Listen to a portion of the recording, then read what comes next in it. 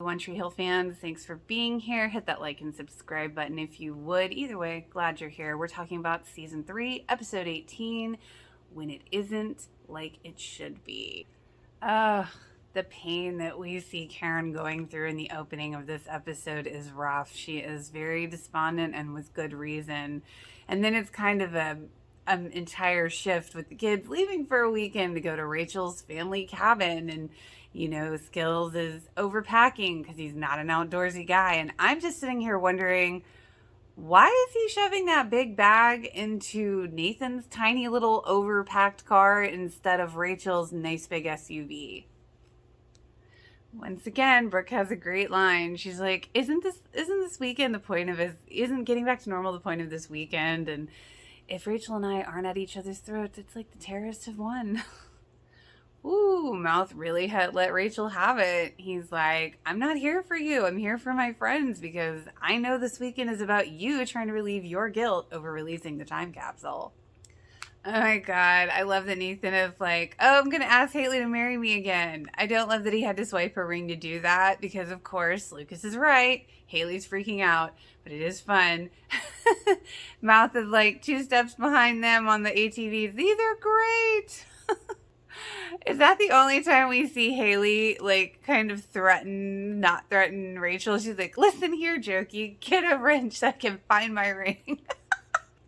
Lucas's letter to Brooke this time seems a bit steamier than it is emotional. So she's very excited to find Lucas. And I have to say, I had to rewind it. Bevan's, yeah, Lucas is out driving ATMs. Rachel walks in on Brooke brooking herself. I forgot about that. Poor Haley, sifting through gross stuff from the drain to try to find her ring that's not there. Of course, now Brooke and Rachel have an alliance because clearly Rachel's hiding something in the locked cabinet. Rachel's like, you know how people don't like private things revealed, right, Brooke? Oh my God, I forgot about this episode having all the Sun-Kiss product placement again. Nathan, you're kind of a jerky jerk for like letting Haley think she lost her ring. Come on. And again, I'm going to say the whole Pete of it all in this episode still feels kind of odd. Okay, so Pete shows up and Brooke kisses him because she thought she was dreaming, which I totally forgot about. Rachel's like, oh, hey, make me an omelet. And he's like, do we like her? And Nathan's like, and Brooke's like, no. Oh my God, is this the only time we hear someone on the show actually refer to Haley and Nathan as Naily? Because Lucas shows Brooke the ring he's holding for Nathan, and she's like, are you proposing to me? That's really Naily. Oh my God, and then Haley comes out and sees him holding the ring, and she's like, oh my God, thank you. Don't tell Nathan. No. Yes, Lucas, you are pretty much dead with this one. Nathan's gonna be mad at you. Poor Skills getting lost in the wood with Bevan, who always knows where north is.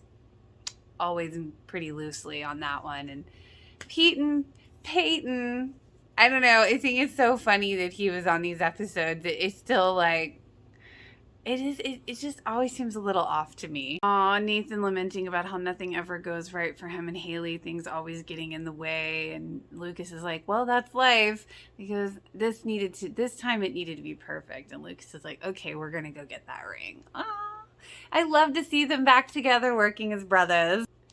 Bevan, the ever-prepared Girl Scout, but she only came with one match, even though they were trying to set a fire while it's still pretty daylight outside. And of course, Brooke will help Lucas get that ring back from Haley. That was funny. Brooke's like, you're not really wearing your ring in the hot tub, are you, Haley? Oh, that's a good point. She takes it off and puts it on her necklace. Oh my God, Brooke trying to put the lotion on sleeping Haley, and Mouth is just sitting there watching, and she's like, what? I don't know. And of course, Bevan and Skills weren't that far from the house as they heard Lucas calling for them. Of course, Rachel tells everyone that, Brooke got caught brooking herself. And of course, here comes Bevan. Oh, I'm drinking too because I do it all the time. Oh, Nathan lamenting about him not really spending a lot of time with Keith and regretting that. But of course, Lucas makes him feel better. Oh my God, what would the boys do without Brooke? She's the one getting the ring back and like spilling stuff on Haley. She goes to take a shower and sneaking into the bathroom, finding her ring looped onto her watch, like, onto loop through the towel rack, and then she like takes it off and the watch falls in the toilet and she runs out before Haley sees her. I forgot about all that. Oh my God, like I'm sorry, Peyton and Pete, and she's like, how's this gonna work? Oh, we'll just figure it out. And it's like, okay, I don't like that answer. But then it's like, here's Mouth on the top bunk, like, hey, can you guys like be quiet? Like, okay, that's weird. I totally forgot about that too. And here comes Haley finding her watch in the toilet. Enter the stress. Wow, Mal's answer to Rachel about no, don't tell everybody, it'll just take them back to that pain, and Rachel being really seeming repentant about that. His answer to her was very mature for a teenager, but it was a nice moment. Lucas, ever worried about his mom, and him and Brooks talk about that was again very mature for teenagers. Ooh, that confrontation with Karen and Dan, holy crap. She just, gave him everything, the business you swindled from him, the invitation to his wedding for the whore that you hired to seduce him, and just all of these things. Like, where was your responsibility to your brother? Where was your responsibility to your sons? You had 2 sons, Dan. And Dan looks really rough in this episode. We don't get to see that Dan a lot. So, oh my God. And Karen, you feel her anger. You feel you feel both of their energies in this scene, and it's emotionally fantastic. Oh my God. The moment where all the girls are putting on their makeup and all in the same mirror, and at the end you see Pete putting on his eye makeup. Okay, the look on Brooke's face when Pete's whisking the eggs, trying to tell her about that. I can't, is she skeptical? Is she confused? Is she like, what is happening? Because I'm like, what's happening with the look on your face, Brooke? Aw, the wonderful Naley proposal, and I just love her answer. Always, always, and forever. Aw. Haha, Haley tells Peyton, oh, Pete's just leaving on a rock concert. Nothing to be worried about. You're funny. The last one out of the house is Brooke, and we pan to the locked cabinet being unlocked. Okay, so I have listened to the podcast for the Q&A, which was about 20 minutes, and episode 18. So my thoughts on the Q&A, I have to say, yes, I totally agree that Haley's mom would have been a great school counselor for them, as well as Tiffany Amber Thiessen. That would have been like 2 worlds colliding in the best type of way. And as far as Karen giving Lucas the last name of Scott, I do believe that was actually explained in previous episodes very briefly. It was like a brief moment in the show where it was kind of explained. But, my memory is horrible, so I don't quote me on that, but I'm pretty sure it was explained, like very briefly in a moment of the show in previous episodes. And yes, I agree. We definitely need life experience patches like in the Girl Scouts, because good Lord, the School of Hard Knocks is the hardest school, it feels like. I can definitely agree for as far as the episode 18 podcast, let's get into that. I can agree that this episode was all over the place for the episode of the show.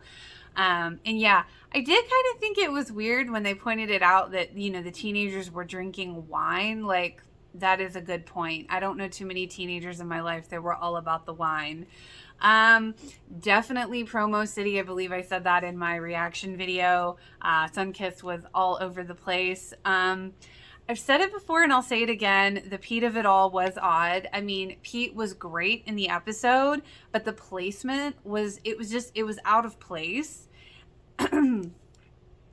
And yeah, Pete's response to Peyton asking how this is going to work, I do remember mentioning that in my reaction video. That was not stellar, like at all. Okay, of course Joy had a boyfriend who was 28 when she was 18. But seriously, the point still remains, at least she wasn't 17 like in this episode with Pete and Peyton. She, Joy was 18 in real life, and but as she mentioned, 17 and 18 emotionally speaking usually isn't very different. Okay, so Hillary's date taking her to a playground, older date taking her to a playground is ew.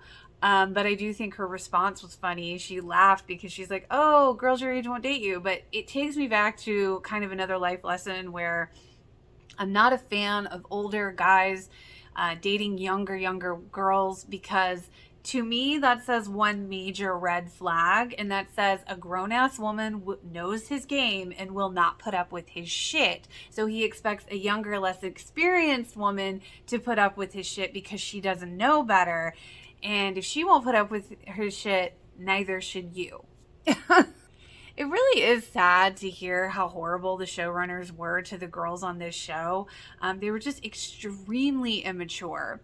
And, I must agree, they did make a lot of things work in this episode because, it did feel a little haphazard. I enjoyed the Naley of it all, so I was more focused on that. But after listening to this podcast, I was like, you're right. It really was all over the place, and they did make it work.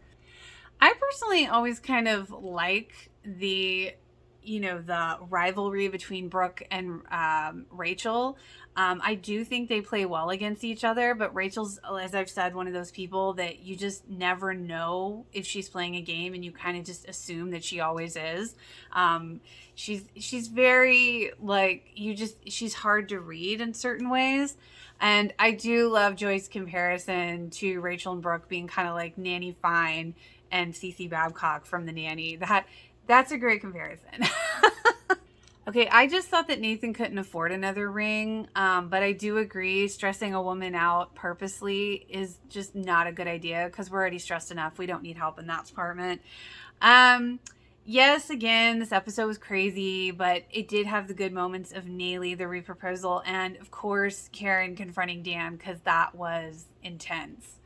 Okay, I'm going to be real. I didn't really understand why they were all standing and looking at the cabin. It felt like well, I understood, but it felt like the moment was too long.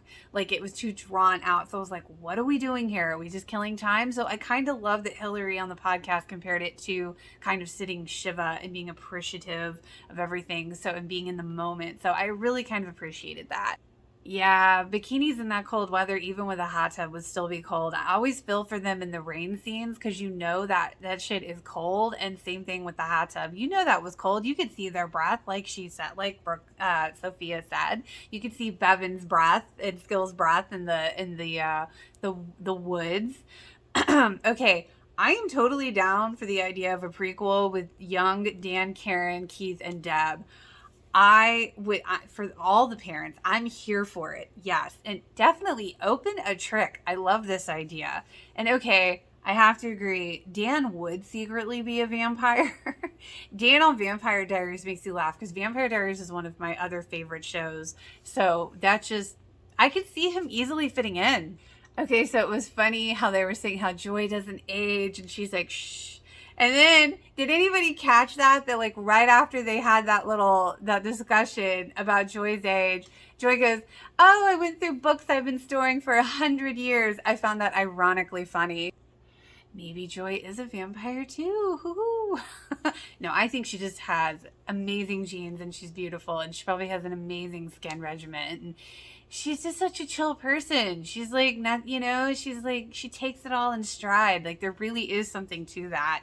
So, this is funny though. I did not think that Peyton and Pete slept together, especially considering that Mouth was above them on the bunk.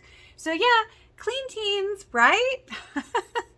And yes, it is October. Get the squash in October. This is the month to do that, as Joy said. Okay, those are my thoughts on the podcast and the episode. I hope you enjoyed. If you did, feel free to like and subscribe, and I will see you next week.